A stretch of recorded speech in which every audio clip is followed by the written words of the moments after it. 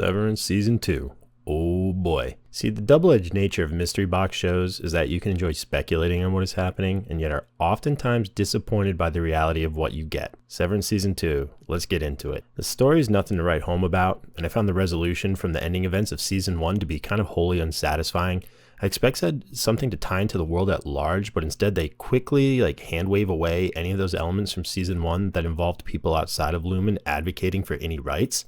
Especially given the nature of how many people in town alone seem obsessed with any rights. I mean, given it's a Lumen hub, the main one, I expected something to come from the events of the Season 1 finale, but nope.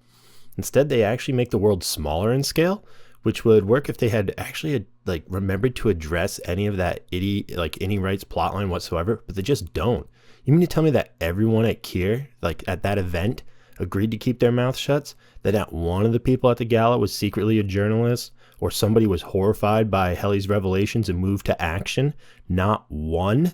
They say they scrubbed the footage, and then Helena gives a half-assed apology for, I was drunk and I was on non-prescription non-Kier things, and it made me think it was a joke and I was having a jab at my father. It's like, who's going to buy that?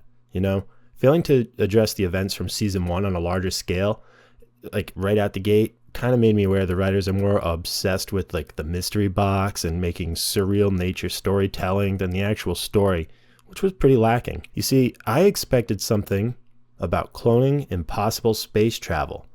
That's why I thought the little Asian girl who was running around would be like a clone of Mark's wife Gemma, and all the fabrication stuff from optics and design that we saw in Season 1, they were using 3D fabrication to make colony homes or rooms for a colony ship or something. I thought Mark and his team were working on some kind of coded simulation to keep the brain active during space travel, in 13 Sentinels or something. Just anything that would have involved, the human brain. But instead, the season meanders around, occasionally having good ideas, but far too obsessed with just throwing a bunch of images over substance. There's a lot of weird for the sake of weird in this season, but if you stop and think about it, there's very little weight behind any of it. At 10 episodes, cutting back on some of this would allow for more focus on the characters, and let's be honest, most people are tuning in to see what the characters do and what little breadcrumbs for the mystery box that we're dealing with. But Severance falls also into a very common writing trap where they feel the need to expand on the history of the characters either through flashbacks or possible side quests, and it's oftentimes absolutely unnecessary. Let's take Mark and Gemma's marriage, for example. The details of it, not really important to us, the viewer. We know where they end up, so trying to establish their backstory in detail can kind of only hurt the narrative process. We naturally want to imprint some of our own history and emotions on their marriage and what we speculate to be the events leading up to it, but by showing it, it becomes too specific, and it takes away part of our ability to see ourselves in their struggle. I mean, you can still have empathy for it, but knowing the actual pathway, how they got there, less interesting than us speculating as to what it might be like. Same thing happened with Cobell. We didn't need a side quest story for her. We know everything we need to know about her, and by extension, Lumen and Kier, and by having an episode showing the nature of the Ether Town and faith she grew up in, doesn't really add anything to her character. We already knew she was a true believer, and now we know she is no longer blindly following what the Egan's are saying or doing. She's kind of playing her own game. I doubt she's doing any of this for altruistic means. We also see Milchek slowly realize that Lumen might be super racist, and he has to start developing conflict from within the company, friction with other characters. They don't really develop that too far without, they do a few story beats here and there, but it really feels like more of a to be continued in Season 3 type development, which is a shame because it has a bit of that rubber banding effect then in the very last episode, which I guess I can spoil it. Let's jump into spoilers. So at the end, when he goes full villain mode again, trying to stop them from doing anything, they've sort of established Milchek, these people don't really care about you.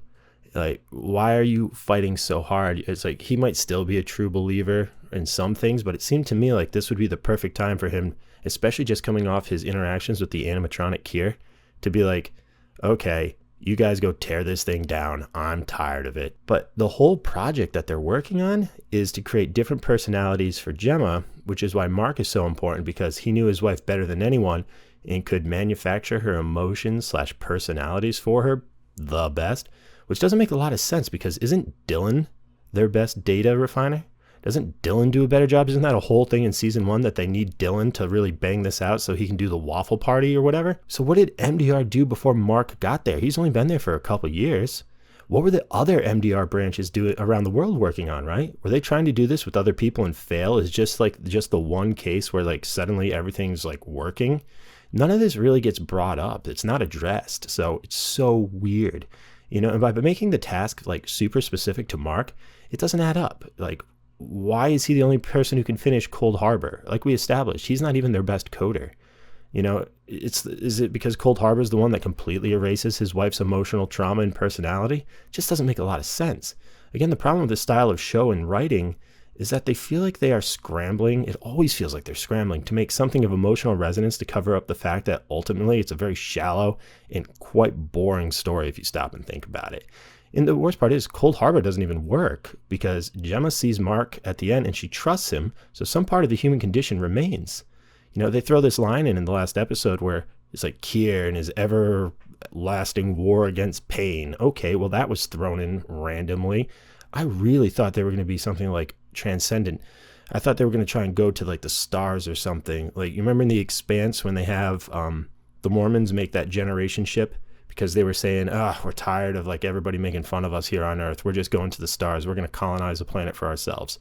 I thought for sure we were going to do something like along the lines with that, but nope, it's to erase personality, memory, and therefore pain.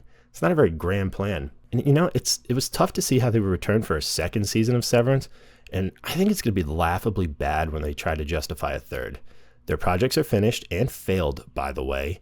There's no need to have the innies anymore. As a matter of fact, their knowledge may now be a liability as they're the only witnesses, right? So disable their severed nature, you disable the witnesses, you get to cover it up. No one's going to know.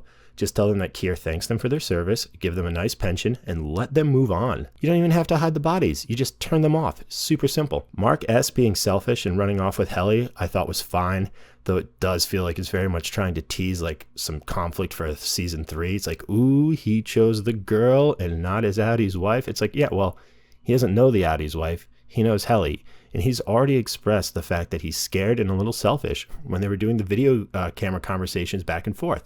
So him choosing Helly/Helena, fine by me. And thinking about it, in fact, by disabling their innies and letting them get out of Dodge in season 3, you could almost wrestle with Mark and Gemma trying to restart their lives, only for Helena to show up pregnant, say it's Mark S.'s child, and you can deal with the fallout of it not really being Mark's kid, but sort of being Mark's kid. Does Mark S. still technically exist? Should he have the right to know that he's a father? This is all assuming that they keep the implants in their brains, which, to be honest, from this point forward, keeping the implants in their brain and keeping them severed just doesn't make any sense. It's over. It's done. I say cut your losses, end the show. I doubt you can do anything but further damage the brand. Anyways, guys, thanks for watching. Till next time.